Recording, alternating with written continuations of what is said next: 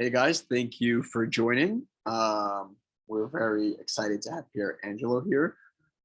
So Pierangelo, as a Yale School of Management graduate, he studied global business and society with honors in security analysis and valuation and the future of global finance.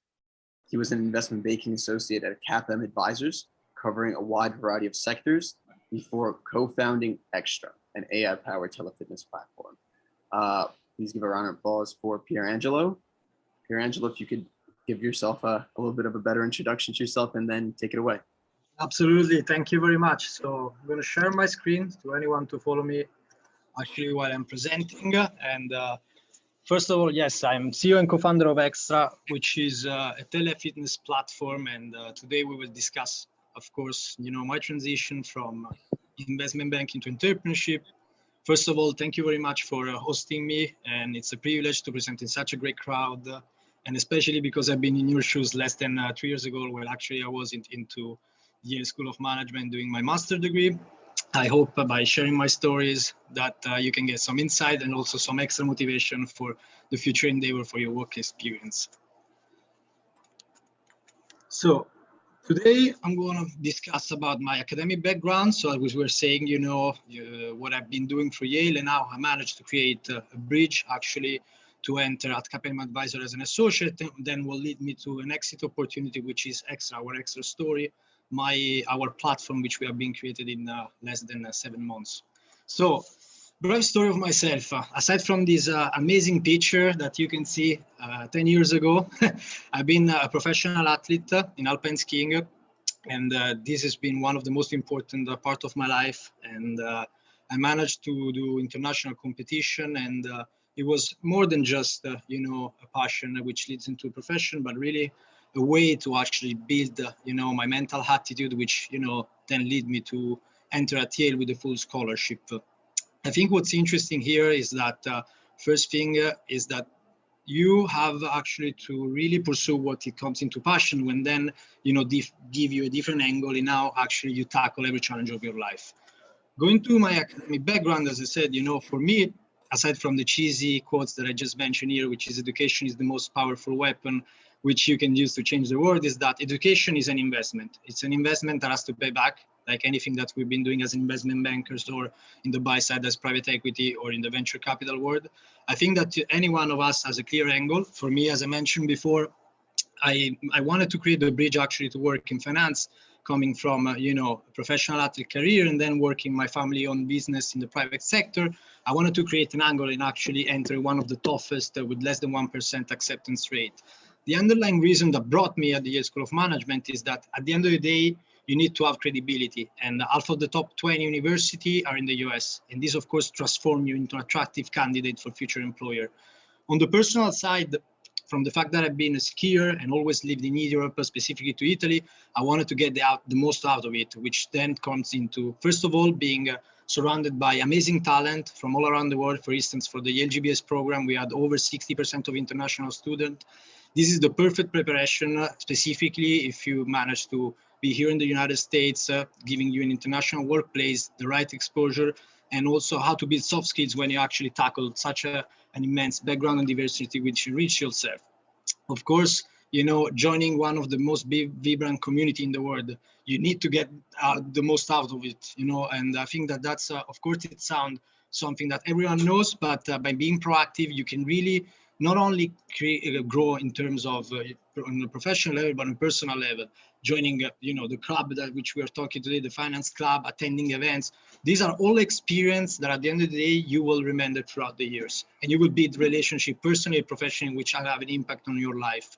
On the personal side, again, because I've been an athlete, I want to really to build, solid fundamentals. Because at the end of the day, if you want to work in finance, and I think in any approach that you can have in your life, you need to know your shit, and Yale give me the 40% electives, which at the end of the day, really depends what you want to do. You can stretch yourself. For me, I wanted to really enhance and build solid fundamentals, which turned into accounting valuation, of course, portfolio management.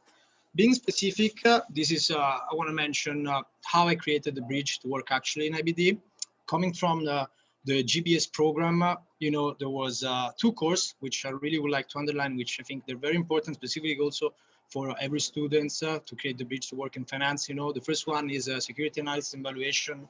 Here, Security Analysis Valuation was a course that basically give me the chance actually to approach accounting and valuation.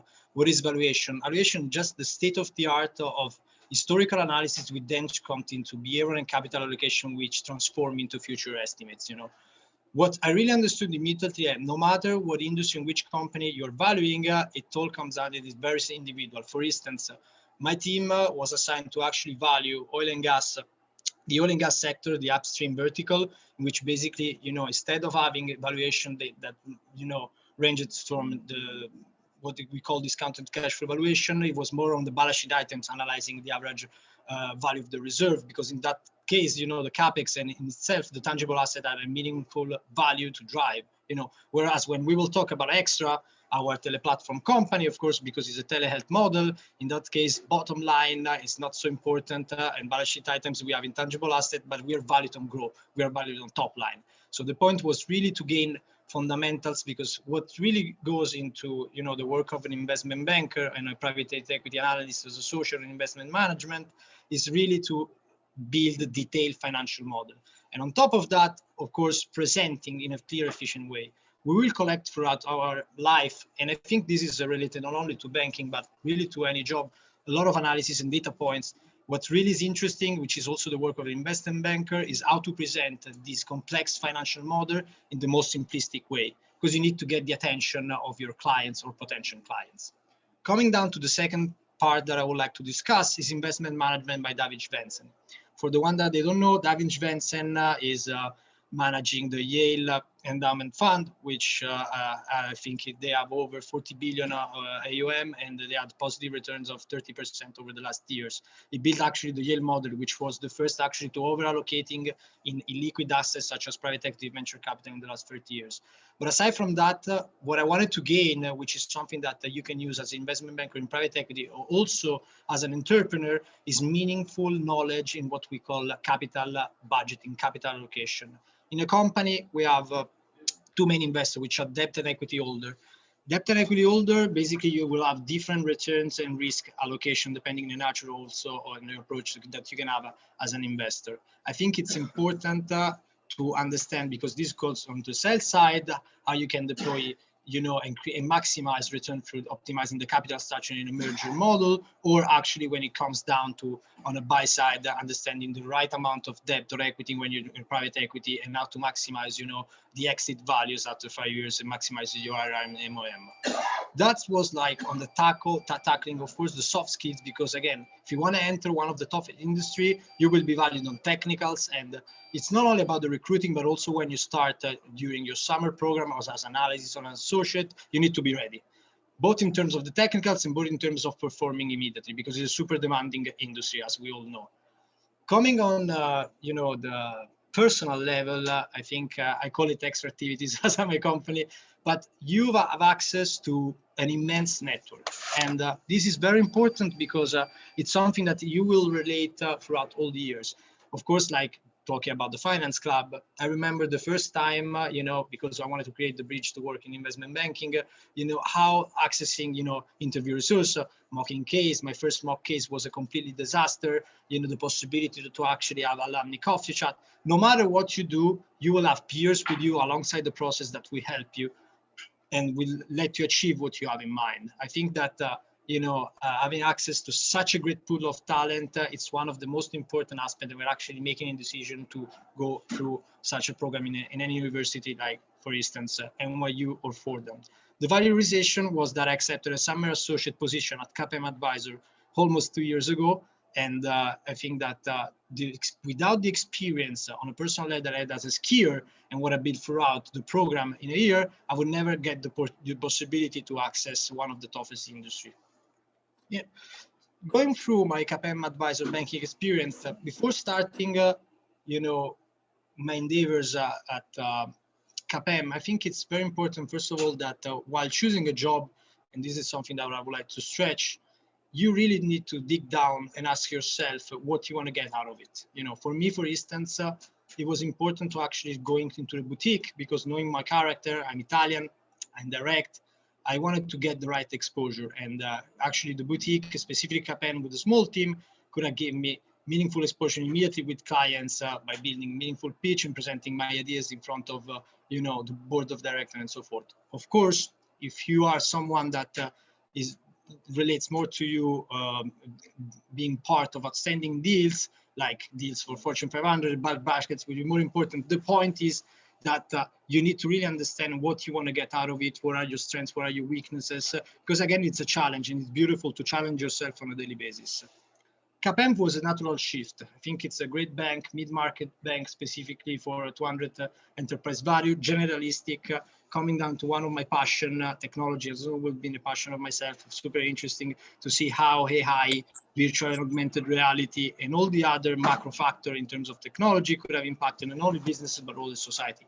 CapM did, I think, 30% of the deals in marketplaces, online retailing, and technology, and therefore was something that I clearly have an angle that I wanted to work with. Because again, if you're working a lot, and we all know how demanding it is, finance, it better has to be with passion.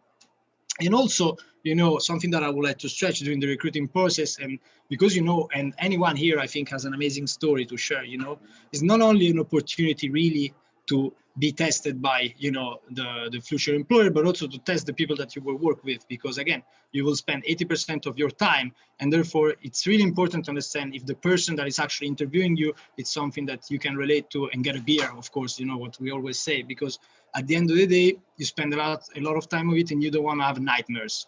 Coming to, the work as an investment banker, which I think it's one of the most interesting starting point as a career, not only for the visibility and the critical process that you are being through for deals or pitches. I think it really gives you challenges on a daily basis. First of all, from a macro perspective, you have capital markets, industry consolidation, so many variables that change the status quo, that give you this extra push that you need to perform every day. To basically give some also perspective on my work at CapM Advisors, I think that we've been through from two major perspectives, which also it's very important that it relates not only as an investment banker in private equity, but in entrepreneurship, starting from strategic advice or corporate advice. What I mean by strategic advice is no matter what you're doing in a bank, whether it is a pitch, whether it is a confidential information memorandum, a company update, you always have to have an angle. You always have to show a clear perspective that you can provide outstanding returns for your clients. Starting from a macro analysis, it can be, of course, industry trend, whether this is an agri-industry, a distressed industry, whether there is to perform a competitive benchmark in the strategic position. Is it the right time to buy? Is it the right time to sell? Is it the right time to make a strategic partnership to actually drive further growth? The question is that you need to get the attention of your client. You need to demonstrate your credential and also the rationale of the potential deal. And then this transforms into what we call microanalysis, so the corporate advice. Having analyzed what is going throughout the industry itself, whether it is multiple expansion or distressed multiples, then we need to provide outstanding advisory services. And then, of course, it's super individual. I'll give you an example. When I was at CapM, we were advising an online retailer to basically for a sell-side process. And what was very interesting and I think very particular was that it was an online retailer in a distressed industry. So you don't have a compelling equity story. However, this industry on the micro level, the company in itself has a meaningful amount of free cash flow generation and meaningful amount of cash on the balance sheet. So in that case, what the team did, for instance, was basically finding a financial sponsor that could have led to maximize the valuation in this case by just releasing the tool by optimizing the capital structure. And again, for most of you which are well aware, normally when you perform LBOs, that should be the lower bottom of the valuation. That's also what's interesting, which is super individual. And it comes down to value realization. So at the end of the day, as a banker, you get paid by closing deals. Of course, you will get justified retainers, but if you want to get the bonus at the end of the year, you need to close deals. My summer associate program, I mean, this is something that I will be very brief. I think it's very standard, and most of you have maybe already been through that, from the training, pitch, and life deals. I guess that, being alongside with such experienced professional, being proactive, demonstrate from day one that on the technical level, you're someone that can handle and as a critical thinker. In terms of the pitches, I would like to underline actually in terms of the pitch live deals, my experience and my framework actually to be super efficient and also to get most of the job done without getting the senior level attention and being very fast also in creating values for your clients. For the pitching itself, I think that credential, and I think all of you are aware of Tombstone and previous deal, are very important actually to build what I was telling before, the credibility that the clients can trust yourself, can trust on basically generating positive returns to their shareholders. Market update is on a micro level. If there is industry consolidation, maybe it's time to be acquisitive, or maybe it's time to sell and maximize your value because there will be multiple expansion and you can get shareholders return. Of course, this comes down to the deal outline. This is just frameworks that then you use throughout the pitches, or you can even use on your entrepreneurship, path, because it's something that when you actually build, a logistic model, you can apply it even by building a business plan, that then it comes down to execution, which I will discuss on, of course, what we are doing here at XTRA. I want to mention specifically a successful pitch that we have been doing for Shutterstock. For the one that are not aware of Shutterstock, Shutterstock is a publicly traded company.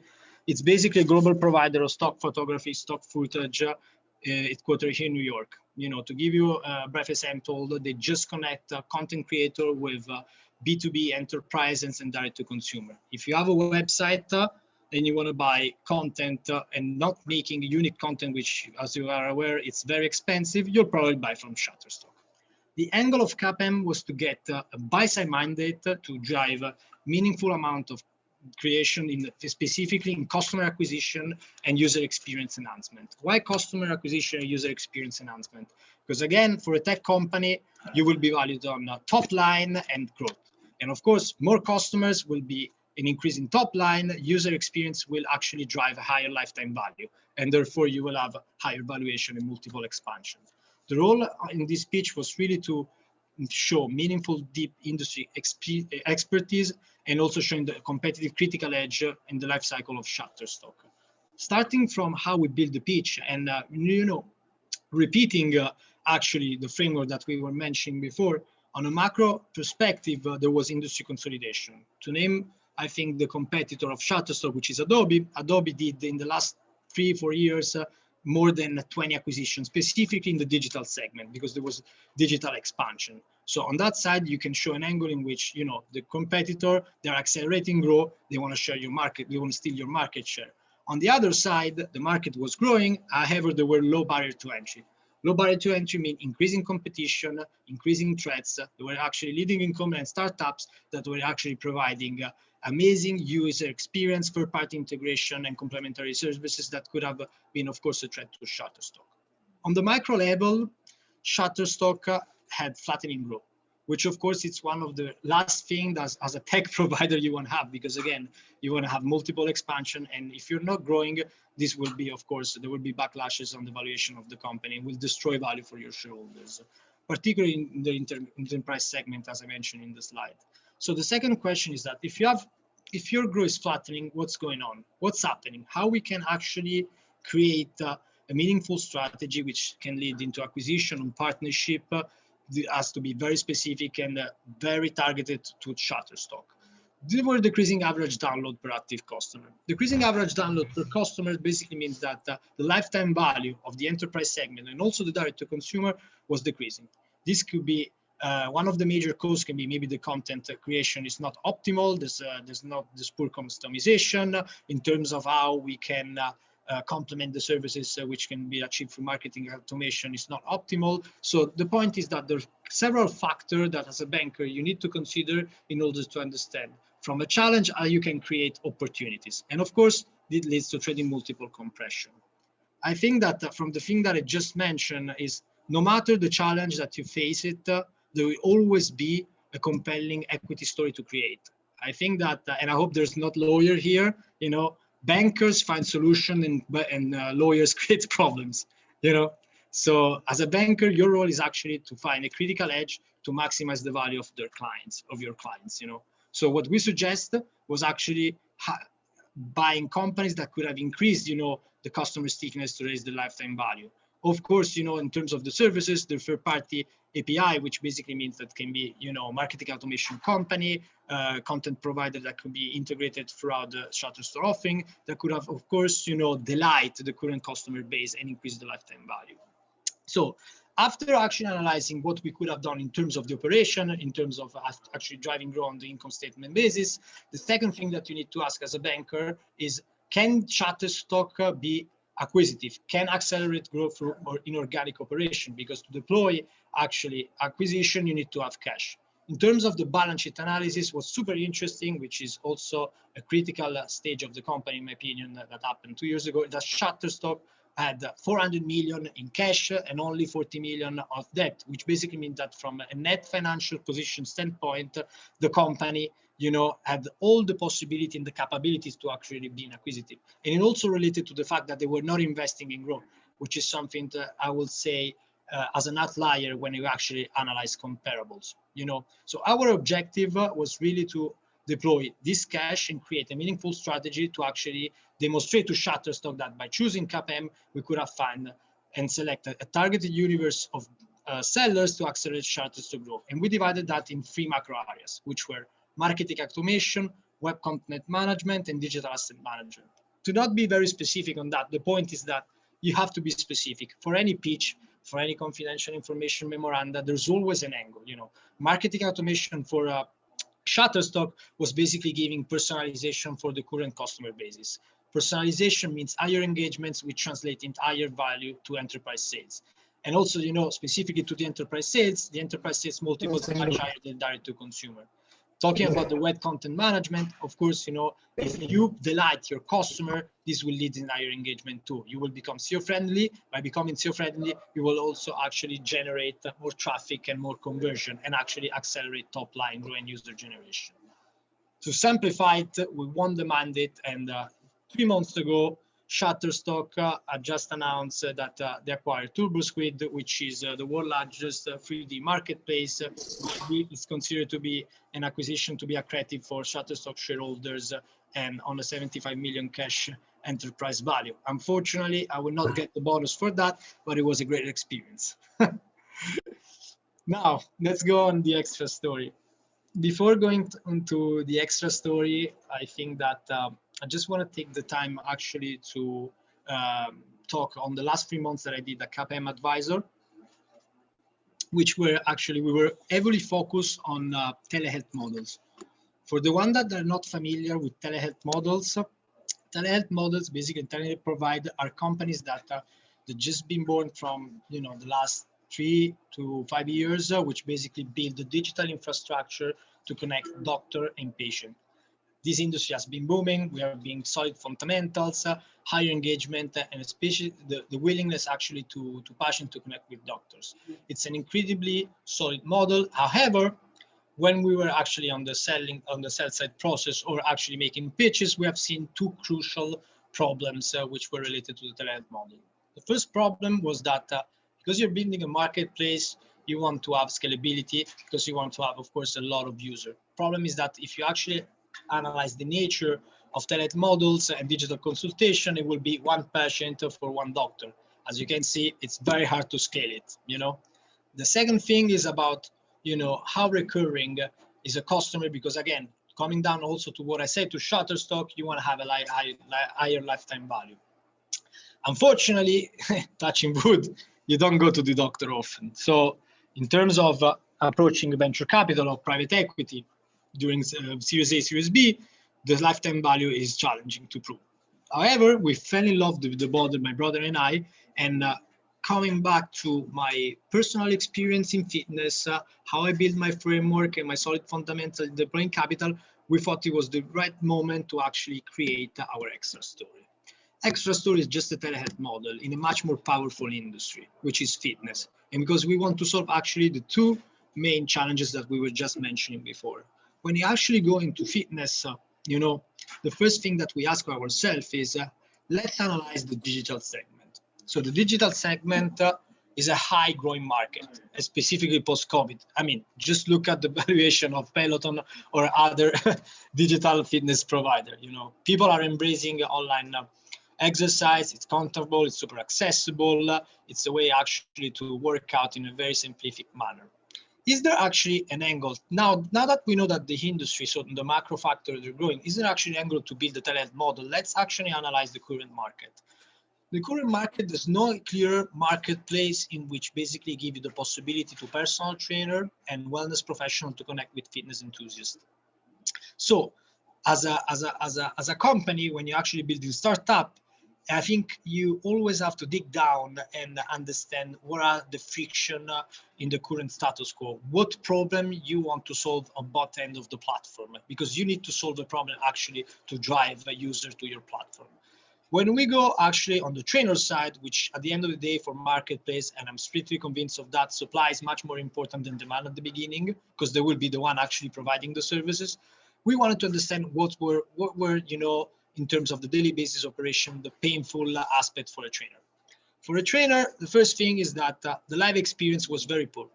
Whether you're using Zoom, that as you can see right now, the quality, the HD quality is not so high, but aside from that, these are video conferencing tools which are not built to maximize the user experience specifically to work out.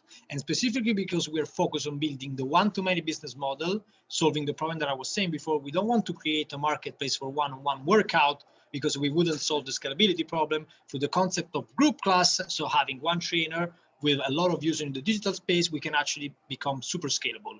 But when you have a lot of users on actually working out, is actually you lose the element of personalization and the churn rate just explodes. Zoom is not built for working out. That's it. On top of that, there's what we call lack of automation. Lack of automation is that if you are a trainer today, rather than building your craft, your seniority, or just making money by making your workout throughout your journey with your customer, you lose so much time in actually what we call administrative operation, which are all decentralized, making payments, acquiring customers, mindset update. So what is the solution at the end of the day? The solution is actually building a telehealth or telefitness platform, which actually offer live digital training through a cutting-edge video platform built specifically to maximize personal engagement in group fitness. For trainers, it solves two problems. First of all, you take the technology and you give it to the trainer in a way that he or she can give real-time feedback, which then gives the extra motivation to the user to be actually to work out together. And the second thing is actually that they decrease a lot of time in terms of managing their current clientele and actually scale it with the power of platform. We will go over also the technology in the execution, because again, what is important in a startup is that you always have amazing ideas. Anyone has amazing ideas, and I truly believe that for all the entrepreneurs, whoever has the motivation to create, a business plan or a venture, there's a logic behind. However, it all comes down to execution. What is execution? And this also relates again to intertwine with my investment banking career. It's the possibility to transform an idea into daily operation, to actually build a minimum valuable product to test whether this product fits or not. Actually analyzing a telehealth model, there's three major components. And what we did, my brother and I, the first 2 months, actually after September that we quit our job, was really understand how to deploy limited capital to actually get traction. Because this is how we will be valued from venture capital and also angel investor throughout pre-seed, seed, and then Series A. XTRA has three major components, which are technology, community, and sales. Let's go back in technology, which we are a pure TMT company, and it's the most important thing around here. We need actually to find the person, and this is the most important thing that I want to get out of it, is that you need to build a successful team. You need to build people that surrounds you and actually have the vision, the culture fit, and the capability to drive operation on a daily basis. Ejay Naik and Umban Shamalo, which are our partners, they are assigned to technology and community. Technology, the role of technology today in any marketplace, I think it's pivotal. You want to create a startup which people actually have a switching cost. You don't want only provide, you don't want to be a marketing function in acquiring customers. You want to provide value. You want to provide an experience. And that's what we're trying to do at XTRA. We want to build the most engaging live fitness experience for our users and also for our trainers.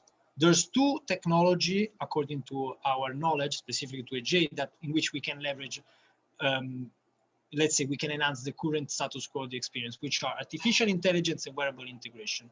At the end of the day, to not be very specific, you want to take the technology and give instant data point to the trainers that he or she can leverage throughout the session and give real-time figures for all the users, no matter how many users are in the room. And in that way, you can engage in them. And instead of selling only a session, you will sell a journey. And by selling a journey and engaging with the person, with professional people, you will create a journey. And you will have an increasingly high lifetime value. It is a marketplace. Supply is very important. And therefore, you need to have a clear angle in who is going to provide your service, who's going to leverage your technology. Robin Chamalot, which is an elite personal trainer, also a successful entrepreneur, is the one that is actually selecting the trainer and making sure that the supply is actually providing outstanding services. Thinking about it, it's like going into a new supermarket. At the end of the day, you want to have great quality products. This will lead the first customer into your platform. And that's how we are selecting a trainer. Wait a minute, you select the trainers basically means that you have a close onboarding process that may be challenging because you want to have growth. Again, we're building a platform which is one-to-many business model, which basically, for one trainer, you can have a lot of clients. So even though at the beginning we are selecting the trainers on average can have over 100 clients per year.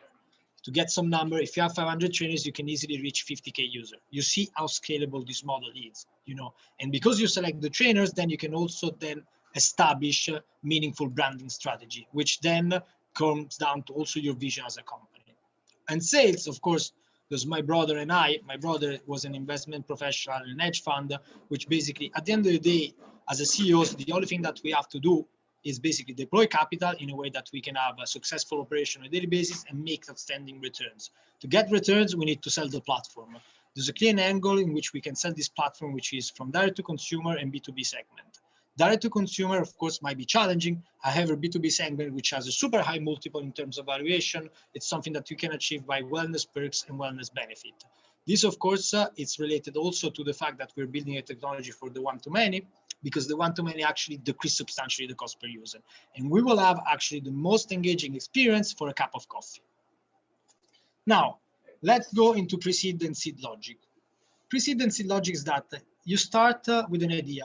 You build a team with limited resources. Of course, at some point of your startup, you will have to raise capital if you want to actually drive and accelerate growth.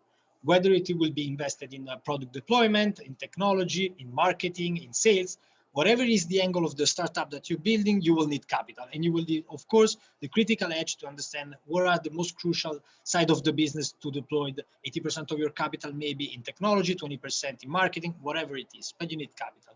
It's super interesting that as a banker, we always use most common valuation. Of course, it's super individual, but we have been through, discounted cash flow, comparables, past transaction, LBO, whatever it is, the logic of the venture capital work is completely different. And it was also a learning experience for us, being very specific for the pre-seed.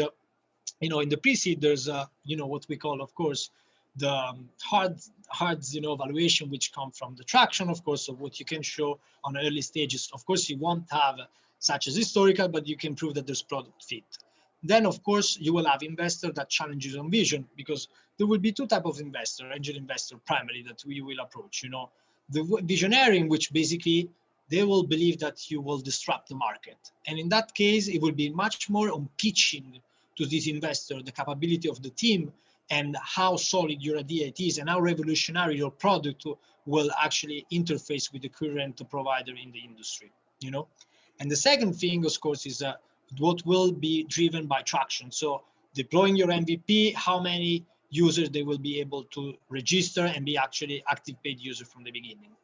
It's completely different because, again, when you go into banking or in private equity, the due diligence process, it's of course one of the most interesting aspects. It's not only about maximizing valuation, it's also about terms. When you go into the venture capital world, it's actually really on the behavioral aspect on how you pitch your idea, and of course how you can demonstrate that the team has meaningful execution capability.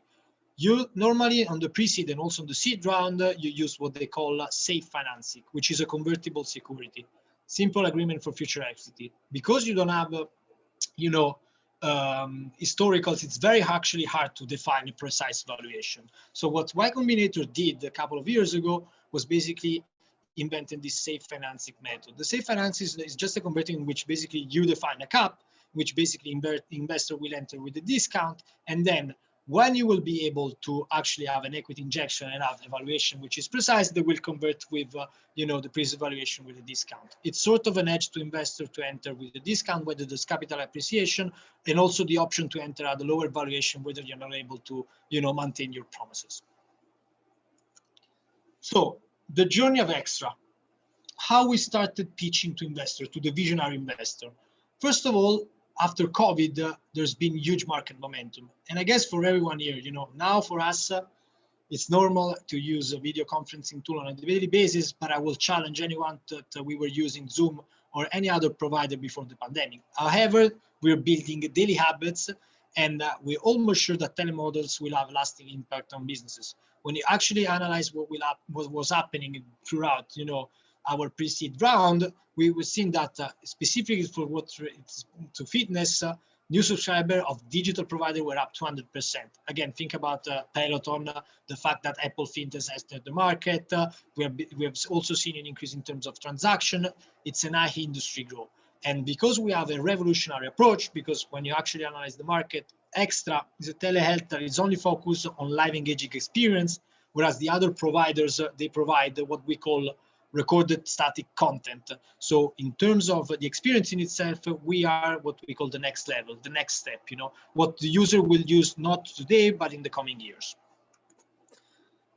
Our traction as of today, we started in December 2020. We are in over 60 countries with an under 20% user growth. We have 1,000 active paid users on the platform, and we're fueled by referral. Referral, actually, it's an important metric that will come down specifically to the seed round, because again, one of the challenges as a platform, and it will be challenging also for us, is customer acquisition. You want to scale it, we will have to pay, of course, to drive meaningful amount of growth. This is related to the lifetime value, and specifically for the seed valuation. You always need to maintain a LTV CAC ratio of 3:1. Therefore, investor and lead venture capital will challenge how you're able to acquire customers. If you build, in my opinion, a great experience, and we can name a lot of amazing companies that have an amazing experience, your customer generation will be fueled by referral, meaning that it will be word of mouth that we actually attract people. Just to name it, if you think about Clubhouse and what happened in the last 5 months, and that's how we acquire most of our customers, which then means also that our customer acquisition might be lower compared to comparables, which can give a better return in terms of lifetime value. Also, in the coming years, profitability, which of course we don't care right now. In terms of the lifetime, there's 90% of recurring user. Our users are sticky. Once they try the experience, they come back. And again, because you're a tech company, you want to drive growth, but you want to also demonstrate that your customer will buy your product, not only today, but even in the future. To give you also the end of the story, we raised 600K on a 5 million post-money safe valuation, and we are already envisioning a seed round by the end of July. What's really important, in my opinion, as a startup, is that you don't only have to go through funding to raise money, but you also have to select, meaningful amount of investor that will give you smart money, which can be, partnership for the B2B world, meaningful resourcing capabilities, how you will build the tech. It's really important for every stage, specifically for pre-seed and seed, actually to select the right partner that believe in your vision and can bring outstanding resource to the execution team, okay? For the pre-seed, we choose mainly 4 investors, actually 5, but one in which we cannot disclose, unfortunately, for a confidential agreement, which is a strategic. But all these investors have a clear angle in which they can really help us, not only in what we will come for the seed, but also in terms of resource and capability for how we're going to deploy capital in order to generate, our operating plan, and also to achieve, the growth to maximize valuation for our pre-seed investor. The role as a CEO and the role of the execution team is that you take the money as a pre-seed and you need to position the company to grow. And what in the seed, the venture capital investor also will analyze is how you will deploy capital, because that's your job. You need to deploy capital to make a decentralized operation in which basically all the people that will join the team will have a clear angle in basically build additional functionalities to drive value. I was talking before about sales, technology, and community. As you can see, in terms of the technology, the way they decided to deploy capital was to hire a key person as a lead AI computer vision engineer. In terms of the marketing, we have a customer acquisition cost of 0. To further accelerate growth, we will actually enhance our marketing capabilities and having massive PR and even also paid content strategy, which we will deploy actually to acquire even more customers, not only in 60 countries, but achieve 80 countries before the end of the year. And then there's sales, which basically has the role of Martin Fortin, which is a previous Salesforce guy, which has meaningful expertise in the business to actually drive long-term contract in our B2B department. Those are all the example. The key here is really that when you have a dollar, you need to maximize and how to deploy it to get the returns, like an investment. Like you're investing for yourself in university, like you're making a suggestion to deploy cash to Shutterstock, whether you're also the CEO that has to deploy, cash to make in return for your investor. The conclusion, let's go a little bit cheesy. There's a picture of Alex Honnold, which is my favorite athlete. And also, the one that I actually recommend to watch Free Solo, if you guys didn't already, which is a documentary by National Geographic on the first free solo climber of, Del Capitan in Yosemite. What I want to really demonstrate to you is that no matter what you're doing in your life, just be proactive, just really challenge yourself on a daily basis, try to really get the most out of it, and surrounded by your peers, your family, specifically to me, my wife, which has been with me in endless night, you will achieve and you will be able to go beyond. Thank you. Thank you so much, Pierangelo. There's some great information there regarding banking on the deal side and valuation, as well as entrepreneurship, the step-by-step process. I think a question, a lot of people who are maybe trying to get into banking and even on this call today, kind of breaking through the barrier. So maybe you yourself could give some advice to people who are trying to enter a career in banking and then also thrive once they get in there so that they're successful and they stand out. Absolutely. But first of all, I will say that to enter in banking, preparation is fundamental, not only on the technical side, but on the behavioral side. Let's start from the preparation and how to maximize the recruiting process and challenges. We all know that we will face super days, behavioral question, technical question. Technical question is something that anyone can learn. So guys, just you have outstanding resources. Anyone I think will have extensive capabilities. What really stand out in the recruiting process, and of course also to myself, which I've been on the two sides actually, being recruiting and recruiting people. It's actually the way that you can, pitch your story, which is also that you will do as a bank and pitch a story for your clients. Any one of us has a different story. For me, the fact that I've been an athlete give me, some a different angle compared to other, students to enter actually in banking. Again, it's very personal. I remember that actually when I was interviewing a person, this person was actually having a degree in philosophy. So it's not only how you're able to demonstrate, that all your hard skills, but even to show your cultural fit. And now on the personal level, you are outstanding. You go into the process, okay, and when the interview just finished, I need to remember, oh, this is the athlete guy. And that's the first step, talking just about the interview in itself. Creating the bridge, we all know, we're all aware on how painful it is, the networking process.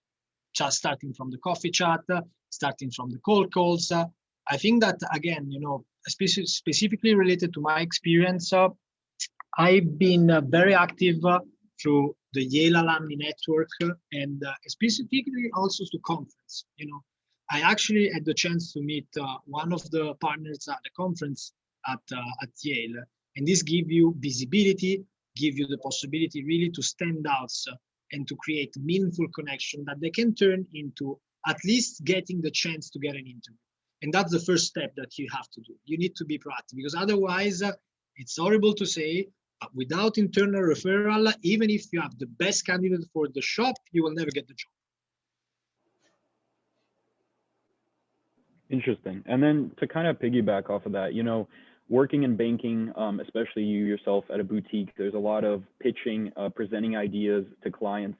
Do you think that background really helped you when it came time to, you know, pitch your own business to investors and to venture capital? And is that kind of a really key skill that people should be able to be able to present themselves and also their ideas? I think that, first of all the things that you're saying, they're completely right. You know, with banking, and the framework that you use in pitches is the same that you would use also, in my opinion, to actually building a confidential information memorandum. What is the angle? You need to build solid and compelling equity story, building the credibility to the one that you're presenting, that of course there's trust in what you're saying, and specifically how to get the attention on the targeted level on what you want to achieve at the end of every presentation. For instance, for a buy-side mandate as Shutterstock, as I mentioned before, we need to demonstrate that we had a clear angle to actually rebuild the enterprise segment and build meaningful customer experience in terms of the operation. For what in regards to XTRA, when I pitch XTRA, depending on, again, the investor that I'm facing, there's some investors that are all about vision, and therefore the nature of the pitch change completely compared to someone that is actually all into about traction. And again, the more you do pitches, the most you also build, you know, the framework. I tried throughout this presentation to have always the same framework, which was starting from the macro level, going to the micro level, and then making a recommendation. This comes from my banking background, you know, building the framework in which then you execute. You are a critical thinker, but then you execute, because at the end of the day, there's work and you need to perform on a daily basis, you know, and close deals. But it's even more than that. You know, when actually we are asked to create pitches, aside from the pitch that I presented today, you need to actually present ideas and to need to create an experience to the one that you're actually presenting. This is a skill that you can also replicate it, and we replicated with all the team when building the website, because it's not only about, you know, for instance, at XTRA, you can work out online. There's the journey before, actually how you drive users to the platform and you provide less friction possible. And how you build an home page, you need to provide meaningful information to get the call to action, which is to them to sign up. And throughout how you build, you know, a deck, how you build a slide, this is, you can apply the same framework also in how you build the website. So there's meaningful thing that you can achieve throughout banking. Yeah, of course. That's great information. I feel like it can definitely benefit a lot of people in various aspects, whether it be entrepreneurship, banking. You know, there's a lot of uses for that.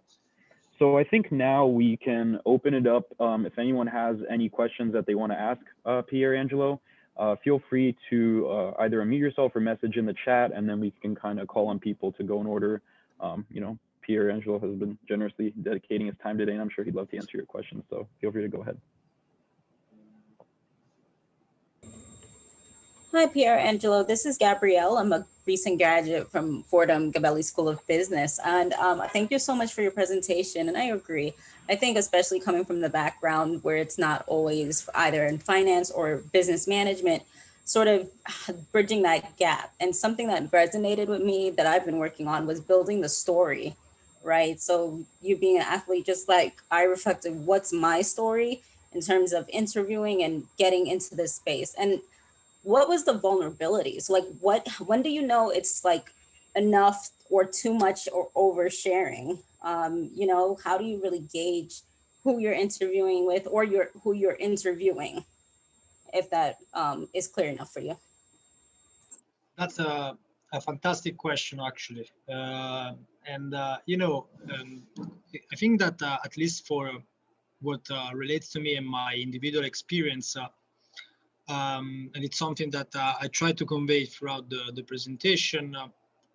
When building your story, it's also a process of actually building, you know, what are your strengths and what are your weaknesses and what you're comfortable in sharing. And when you actually go through that process in what you want to actually emphasize in front of a future employer, then it also comes down to what I was saying in terms of the cultural fit. You know, I think that when you go through the process in itself, and it's something that to build also the self-confidence in any person that is here, which we know that. I remember my first interview, I was shitting my pants actually, but it's a moment actually to understand whether the person in the team that is actually challenging you, there's a cultural fit. And if there's a cultural fit, you will never feel, even though you're actually throughout the recruiting process, that you're oversharing. If you feel, in my opinion, that during the recruiting process, in terms of culture, there's external pressure, or there's not just a great fit, it basically means, in my opinion, that maybe this is not the right team for you. And again, of course, we also have to be. We live in a world in reality. There's so much fewer opportunity to actually enter in banking that it's a privilege sometimes to actually, decide whether you can accept it to a shop on another one. But at least what we can do is really do our homework, create the story, and then I strongly believe that for every talent that here listening to me, you will get meaningful opportunity, whether it will be banking, whether it will be private equity, hedge fund. It's a process, and you learn throughout the process. And even if you fail an interview because of your overshare, maybe I will switch it and say maybe it was not the perfect shop for you, and it could have been another one. So from failure, then at the end of the day, you cannot succeed if you don't try, don't fail. So it's a learning process. Thank you very much. That helped a lot. Hello. I have a question. Thank you so much for your presentation. That was very interesting. My name is Emmerich, and basically I was wondering, would you have any advice for let's say, young entrepreneur that's looking to get funding as a pre-seeding? You said that it was very important to get meaningful angel investors. If you're young and you maybe don't have the network of someone who's been working in banking or wherever for 10 years, what would be the advice for those people who's looking raising capital? That's a great question. I think that it's very individual. First of all, for us, just to complement also a little bit the extra process, we never try to get, for instance, accelerator or incubators, just because the way that we build the team, Roban had over 10 years of experience. Jay already did a successful exit. My brother and I had 6 years of combining finance experience. We wanted to find angel investor from our network. If you don't have the network, first of all, actually, there's so many programs in which you can apply. And in that case, I think that accelerator and incubator can be very important in your actually pre-seed round, because it's a way actually to get capital and also get the meaningful resource and capabilities to accelerate the product deployment, because you will have probably an MVP, and as a young entrepreneur, maybe you lack some of the knowledge, and you can get the most out of it, and there will be investor willing to bet on you. In terms of also the angel network, you're part of Fordham, NYU, there's the Columbian, there's a lot of community in which you can tackle and try to do the same, journey that you're doing when you're an investment banker for Coffee Chat. Today we have access to human capital, so there's angel list, there's there's the angel community of Columbia, NYU. So, again, being proactive, trying to reach out to people through LinkedIn. And again, I think that if you have an amazing idea, amazing vision, you get some traction and the product already out, this is the country where I think we have so much liquidity in those moments that raising capital is not a problem. It's just about yourself and how bad you really want to raise capital. But again, it depends. For us, for instance, we had the angel investor, which most of them we didn't know, but they came through our network, But again, maybe there was accelerator. The accelerator is just the right time for your team. It's very individual, but what you have to do is really being proactive and try to select also an investor that really believe in what you're doing. You don't want to get only capital. You want to get the investor that really partner with you, because at the end of the day, startup, in a startup, there's work time every day. So. All right. Thank you very much.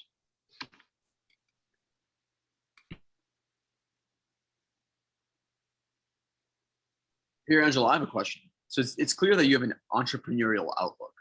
Is this something that you developed during your time in banking? Was this something you developed during your time in university? Or is this something that you've always had, and banking gave you the opportunity to utilize it? So if you could speak about that a little bit. That's a great question. I think it's a process. First of all, I come from a family of entrepreneurs. So if you want to believe it or not, maybe it comes also from origin from the fact that I've seen my father working as an entrepreneur for so many years, and therefore it's something that maybe I take as an habit. But again, then the fact that that coming from an athlete background, as an athlete, you're very competitive, and specifically for individual sports, you always want to win. And also maybe the reason why I decided to go into banking, because it's such a competitive industry that could have given the adrenaline that I had as an athlete. I think that it's something that I built out throughout the process. When I entered CapM, I really believed that I could have been a banker for the long term. And to be honest, I love the job. I think it's a tough industry, but I had such a great experience, with my team and my partners. But then at some point in life, maybe related also to my sports background, I think that one of the problems of banking is that there's too much structure, it's too much hierarchical, in my opinion. So to actually get promotion, and maybe if you're very self-confident like I am, I felt ready to a new opportunity. And then XTRA just started. Sometimes in life we don't plan for it, we just go for it. And in my opinion, it's much more interesting to be in the present rather than planning it.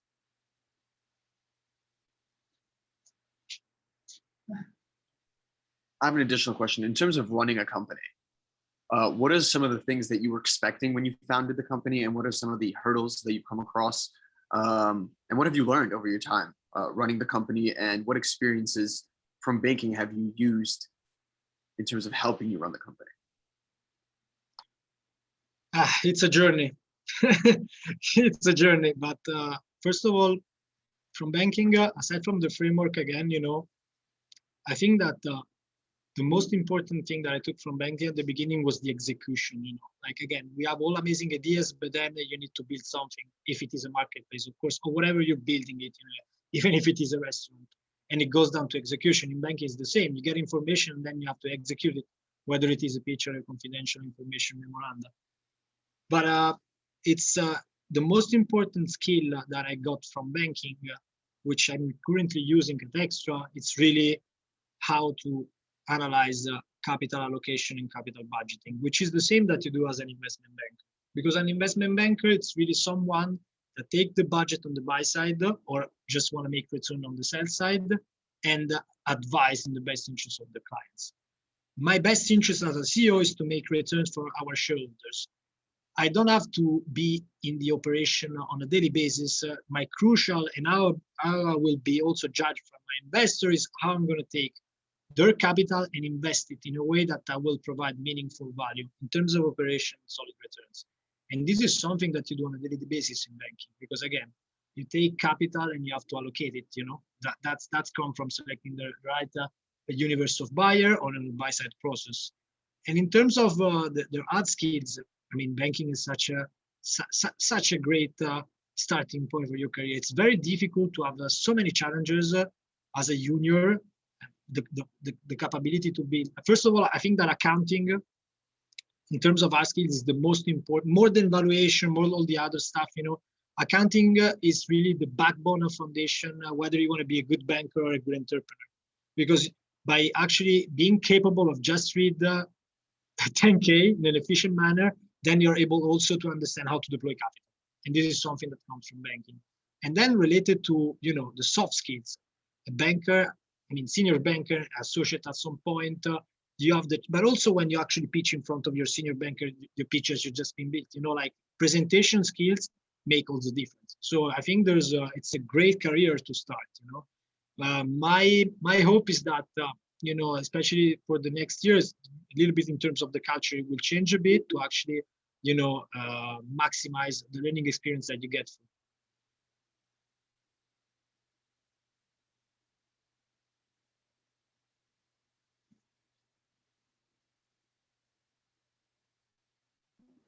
All right.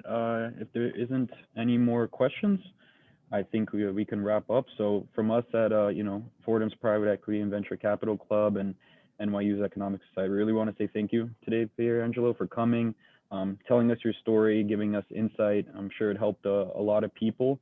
And we wish you luck on your journey with XTRA. Who knows, maybe one day we'll all be using your service and we'll remember this moment. So thank you so much, and hope to see you soon. Grazie. Good evening, and thank you, guys. Of course.